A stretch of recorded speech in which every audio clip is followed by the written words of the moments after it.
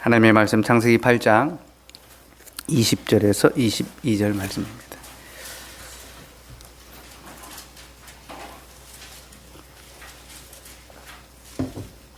창세기 8장 20절에서 22절 말씀 한 목소리로 같이 읽읍시다. 시작. 노아가 여호와께 제단을 쌓고 모든 정결한 짐승과 모든 정결한 새 중에서 제물을 취하여 번제로 제단에 드렸더니 여호와께서 그 향기를 받으시고 그 중심에 이르시되 내가 다시는 사람으로 말미암아 땅을 저주하지 아니하리니 이는 사람의 마음이 계획하는 바가 어려서부터 악함이라. 내가 전에 행한 것 같이 모든 생물을 다시 멸하지 아니하리니 땅이 있을 동안에는 심음과 거둠과 추위와 더위와 여름과 겨울과 낮과 밤이 쉬지 아니하리라. 아멘. 주일에 언약에 관해서 말씀을 드렸는데요. 오늘 조금 연장선에서 조금 더 말씀을 드리려 합니다. 우리가 방금 읽은 내용은 노아 언약에 관한 것입니다. 하나님께서는 인간의 악함을 보시고 세상을 청소하셨습니다. 물로 심판하셨죠. 그리고 그 후에 여전히 인간의 악함을 아시지만 그럼에도 불구하고 만물을 보존해 주시겠다. 내가 이제 다시는 물로 세상을 심판하지 않겠다라고 약속해 주셨습니다.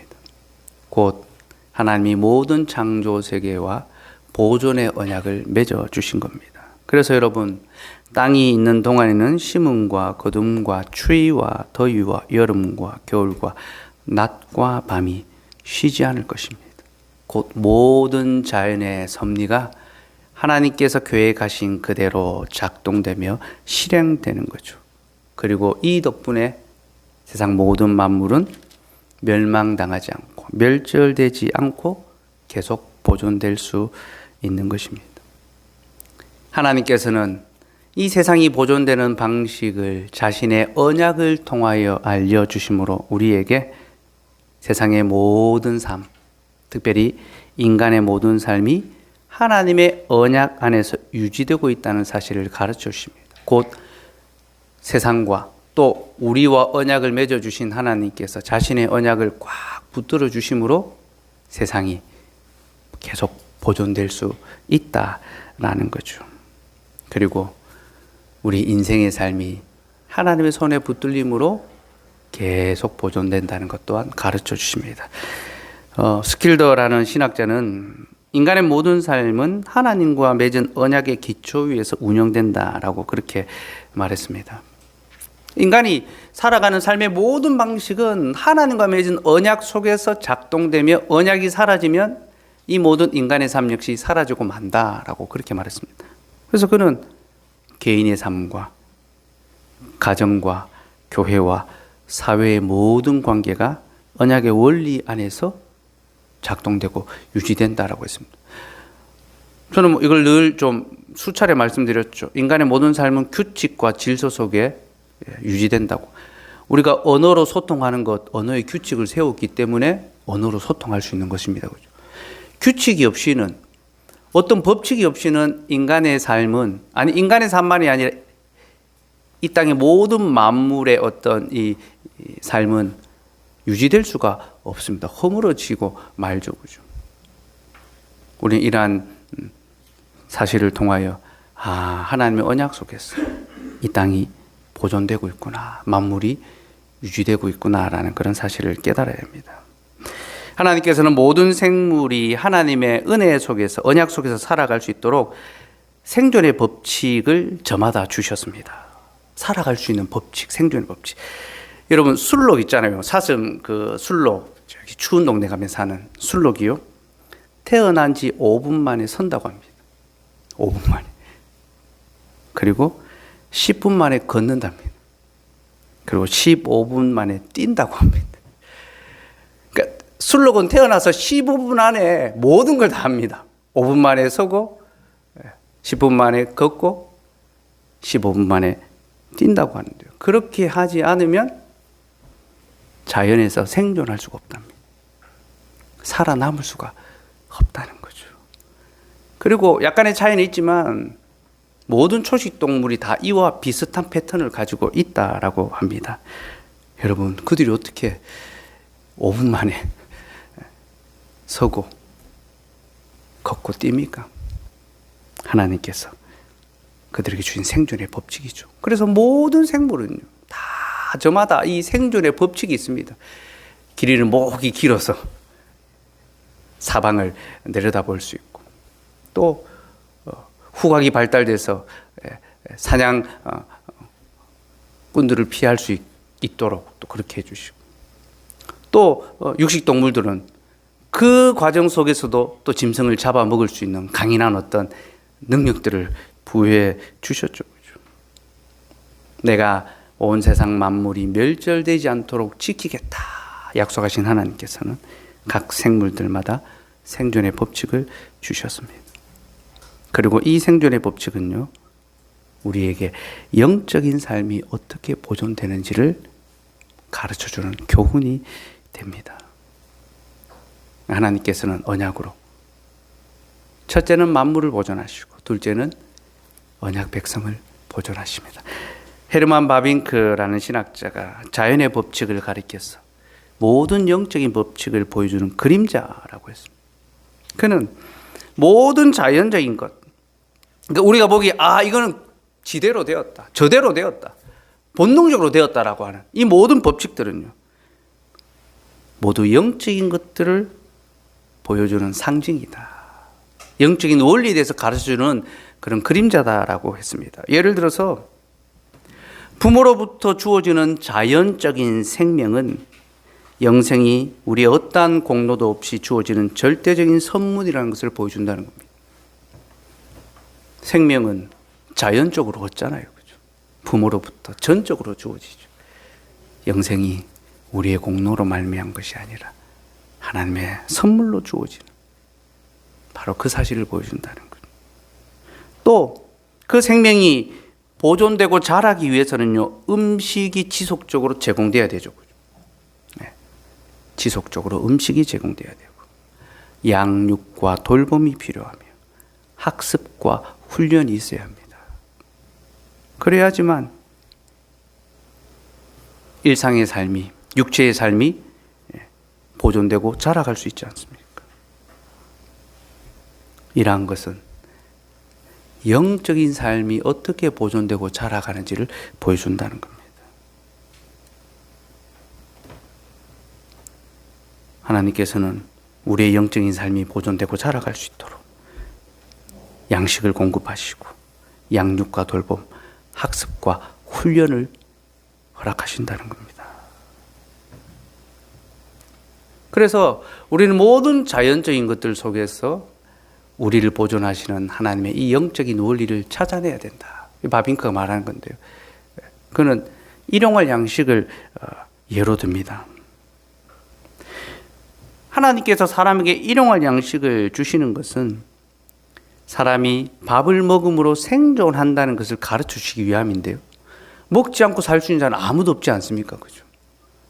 누구든지 먹지 않으면 살 수 없습니다. 이것은 하나님이 정하신 규칙이고, 하나님은 그러기에 우리에게 다 일용할 양식을 주시는데, 바로 이 일용할 양식의 원리는 우리가 영생의 양식을 먹어야만 산다는 것을 가르쳐주는 예시라는 거죠. 마태복음 4장 4절 같이 읽어봅시다. 시작. 예수께서 대답하여 이르시되 하나님의 입으로부터 나오는 모든 말씀으로 살 것이라 하였느니라 하시니.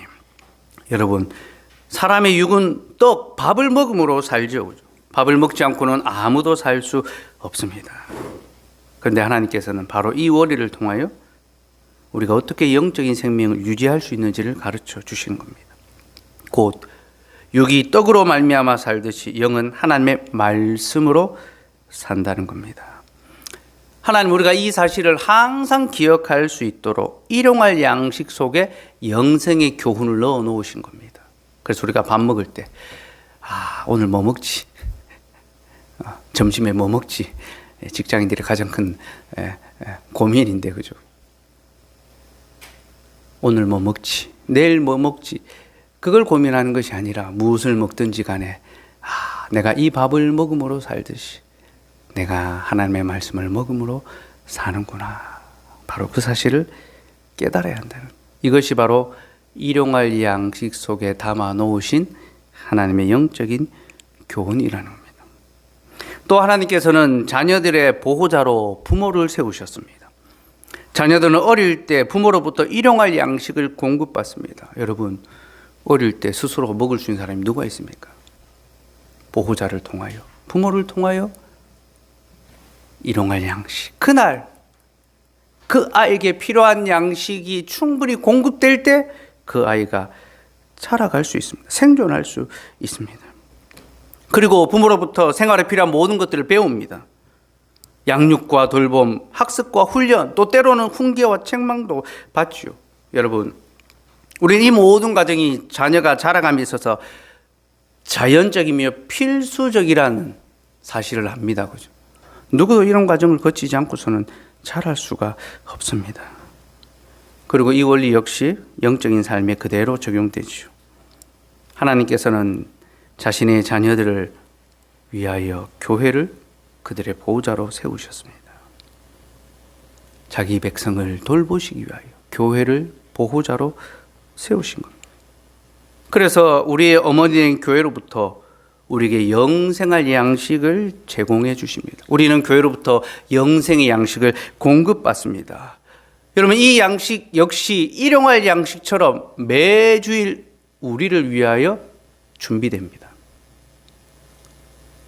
그 주일에 내가 살아갈 수 있도록 하나님께서 준비하셔서 우리에게 먹여주십니다. 여러분, 목사가 임의대로 설교하지 않습니다. 자기가 설교하고 싶은 것을 말하지 않습니다. 목사도 먼저 하나님께서 먹여주신 것을 먹고 하나님께 받은 것을 여러분들에게 토하여 내는 것입니다. 소화를 시켜서 다시 그 동물들 보면, 어미새들 보면 자기 안에서 소화해서 다시 먹여주는 그런 게 있지 않습니까? 그게 목사의 사역입니다.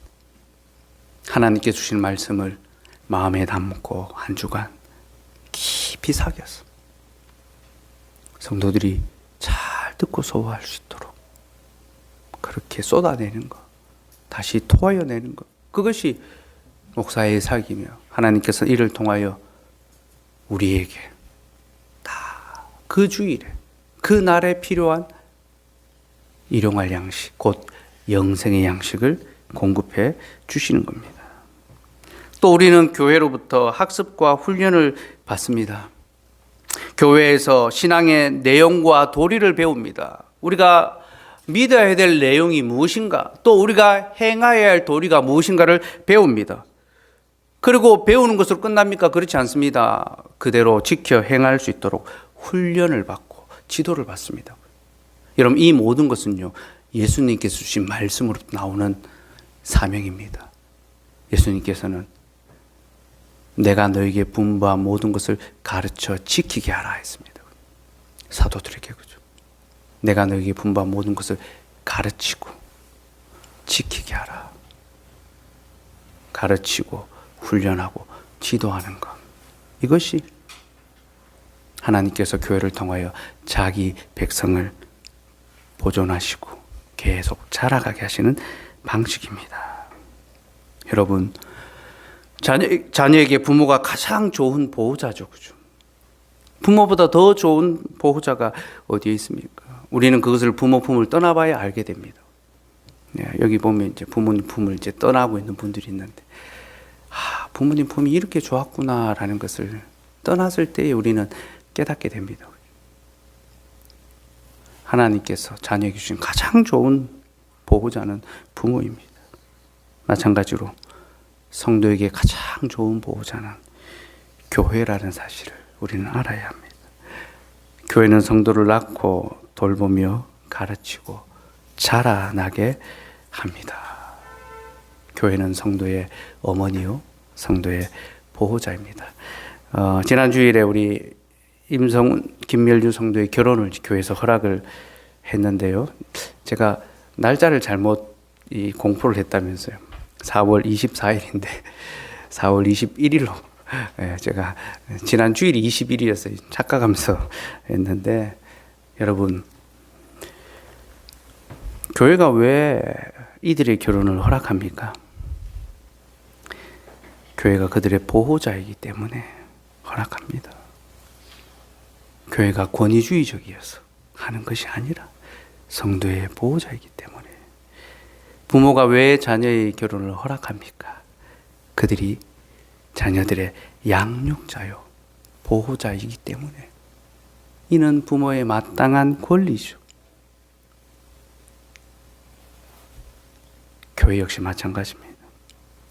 교회가 성도의 양육자요, 보호자이기 때문에 성도들의 삶을 돌아보고 지도하고 또 결혼마저도 허락하고 그렇게 지도하는 겁니다. 지금 두 사람이 저와 함께 이제 혼인 교육을 하고 교회 지도 가운데 결혼을 준비하고 있습니다. 제가 주일에 정당하게 이 결혼에 반대하는 사람 이야기하라 했는데 아무도 이야기를 하지 않아서 모두가 기쁘게 동의하는 줄 알고 그날 주께서 허락하시면 결혼 예식이 있을 것입니다. 4월 24일.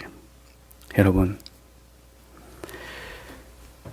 부모의 지도와 훈계는 자연적인 것입니다. 이것은 인위적인 것이 아닙니다. 나면서부터 하늘로부터 하나님께서 주신 자연적인 섭리가 부모와 자녀의 관계죠. 그래서 세상 사람들도 부모 자식 관계는 하늘이 정해준다 그렇게 말하지 않습니까? 그렇죠? 마찬가지로 교회의 지도와 훈계 역시 하나님께로부터 부여된 자연적인 권위입니다. 여러분, 여기서 자연적이다라는 말은요, 이것이 우리의 보존을 위해서 절대적이다라는 그런 말입니다. 제가 좀 전에 말씀드렸죠. 술록이 생존할 수 있었던 것은 하나님께서 그에게 생존의 법칙, 자연의 법칙을 주셨기 때문이다. 그러니까 그 생존의 법칙이 없다면 술록은 존재할 수가 없는 겁니다. 마찬가지로 모든 자연적인 것은요, 우리의 생존을 위하여 필연적이고 필수적인 것이 됩니다. 하나님께서 교회를 통하여 성도를 돌아보고 지키고 지도하는 것은 성도가 생존할 수 있도록 주신 절대적인 법칙입니다. 이것을 꼭 기억하십시오. 그런데 여러분, 그럼에도 불구하고 우리는 이것을 잘 받아들이지 못합니다. 그 자녀가 부모의 훈계와 책망에 반발하고 거스르고 그죠.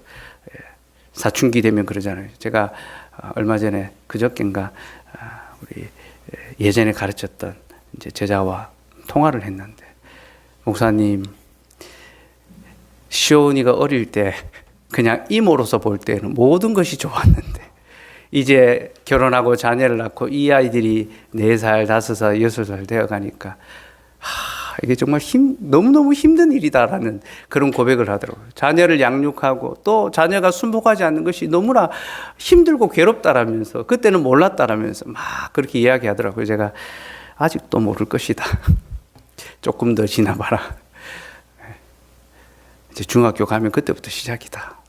그러니까 이제 이 친구가, 목사님, 그래도 시온이는 엄마한테 편지도 쓰고 막 이 마음을 표현하고 그렇지 않지 않습니까? 막 그러더라고요. 제가 1년에 딱 2번, 딱 이틀, 엄마 생일, 어버이날, 1년 365일 중에 1년 363일은 지옥이고 이틀은 천국이다. 하나님께서 자연적인 법칙을 주셨건만 우리는 본성적으로 이 법칙을 거스릅니다. 그래서 하나님께서는 우리의 보존을 위해서, 그러니까 자녀가 불복한다고 해서 부모가 어떻게 합니까? 자녀를 포기하지 않잖아요. 하나님께서는 우리가 이 자연적인 법칙을 잊어버리지 않고 또 그 법칙에 잘 순종할 수 있도록 자연 법칙 위에 특별 조항을 덧붙여 주셨습니다. 그래서 우리가 꼭 기억하고 반드시 지키게 하셨죠. 그게 말씀의 계명입니다. 우리의 무지와 우리의 완악과 우리의 연약함을 아시는 하나님께서 잊지 말며 지킬 수 있도록 특별 조항으로, 특별 계시로 말씀을 주셨죠.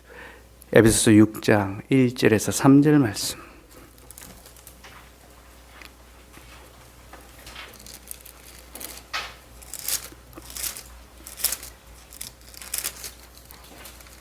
에베소서 6장 1절에서 3절 말씀 같이 읽읍시다. 시작. 자녀들아, 주 안에서 너희 부모에게 순종하라. 이것이 옳으니라. 내 아버지와 어머니를 공경하라. 이것은 약속 있는 첫 계명이니 이로써 내가 잘되고 땅에서 장수하리라. 아멘. 하나님께서는 자녀들에게 주 안에서 부모를 공경하라라고 하셨습니다. 잊지 마라. 이것이 내가 정한 너희들의 생존의 법칙이다. 그렇게 말씀하셨습니다. 그래서 이것은 옳은 일이다라고 했습니다. 이것이 바른 일입니다. 이것이 당연한 일이고 이렇게 해야만 합니다. 또한 이것은 약속이 있는 첫 계명이다라고 했습니다. 여러분, 약속이 있는 첫 계명이다라는 것이 무슨 뜻일까요? 바로 이 계명을 순종하는 것으로부터 언약의 삶이 시작된다는 것입니다. 하나님 우리와 언약을 맺어 주셨지만 우리 역시 그 언약 안으로 들어가서 그 언약을 신실하게 순종하며 살아가야 합니다. 언약의 복된 삶을 우리도 열심히 살아가야 하는 거죠. 그 언약의 복된 삶의 출발이 뭐라는 겁니까? 바로 부모를 공경하는 그 삶으로부터 시작한다는 겁니다. 그러면 왜 부모를 공경함으로부터 우리가 이 땅에서 살아가는 모든 언약의 복의 이 삶이 시작될까요? 왜 언약적 복이 그 계명으로부터 우리에게 적용이 될까요? 이것을 알려면 우리는 신앙고백서의 도움을 받아야 합니다. 신앙고백서는 성경을 훨씬 더 풍성하게 풀어주는 겁니다. 여러분, 성경의 가르침으로 신앙을 정리한 것이 신앙고백서입니다. 우리 웨스트민스터 신앙고백서에서는요, 5계명, 부모를 향한 이 공경을 모든 권위에 대한 순복으로 적용하죠. 그죠? 소개를 문답 64문 문답해 봅시다. 제5계명에서 요구하는 것은 무엇입니까? 제5계명에서 요구하는 것은 각자의 그들의 여러 가지 지위와 인간관계들, 즉 윗사람 아랫사람과 동등한 사람으로서 존경을 유지하고 의무를 수행하라는 것입니다. 여러분, 5계명은 모든 권세에 대한 계명입니다. 하나님께서는 모든 권세를 향하여, 모든 권위를 향하여 순복하라라고 하십니다. 그리고 여러분, 이 모든 순복의 종착점은 하나님을 향합니다. 사람에게 순복하는 것이고 하나님께 하는 거죠. 왜 그렇습니까? 모든 권위가 하나님께로부터 나오기 때문입니다. 여러분, 가정의 권위, 부모의 권위, 교회의 권위, 직분자의 권위, 사회의 권위, 위정자들의 권위 다 어디로부터 주어집니까? 우리 하나님께로부터 말미암아 주어지는 것입니다. 그러므로 여러분, 권위에 순복하라는 이 계명에 순종하는 것은요, 사람에게 순복하는 것이 아니라 하나님에게 순복하는 것입니다.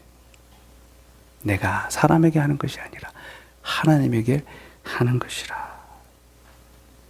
그리고 바로 이 계명을 통하여 하나님께서는 우리가 이 땅에서 언약의 복된 삶을 비로소 시작되게 하십니다. 곧 땅에서 잘 되고 장수하게 되는 것. 네. 물론 이것은 땅의 삶으로 그치지 않습니다. 하나님 나라 안에서 지속되겠죠. 그러나 적어도 권위에 순복하는 자들이 땅에서 잘 되고 또 그 삶이 평안해지는 것. 여러분 실제로 보십시오. 부모의 권위에 잘 순복하는 자녀는 부모와 관계가 좋습니다. 부모와 함께 좋은 것들을 누리게 되죠. 그죠? 학교에서 선생님의 권위에 잘 순복하는 학생은 선생님과 좋은 관계를 맺어갑니다. 직장에서 세워진 권위에 잘 순복하는 사람은 직장 안에서 평안한 삶을 살아가게 되고 더 인정을 받게 되어 있습니다. 이것이 하나님께서 주신 약속 있는 삶의 방식입니다. 그리고 교회에서 하나님의 말씀의 지도와 그 권위에 순복하는 자는 참된 기쁨과 평안, 안식을 얻게 됩니다. 교회 생활이 참 기쁘고 감사하며 위로가 되죠. 여러분, 교회를 통하여 주께서 우리를 가르쳐 주시고 또 양식을 먹여 주시고 우리를 보호해 주며 우리를 지도해 준다는 사실, 이것이 얼마나 큰 감사요 기쁨이요 복인지 깨달으시기 바랍니다. 우리 그런 이야기 알고 있잖아요. 어릴 때 어머니에게 회초리를 맞다가 나이가 들어서 다시 장성해서 이제 어머니가 늙어서 아들에게 회초리를 때리는데 아들이 눈물을 흘리는 겁니다.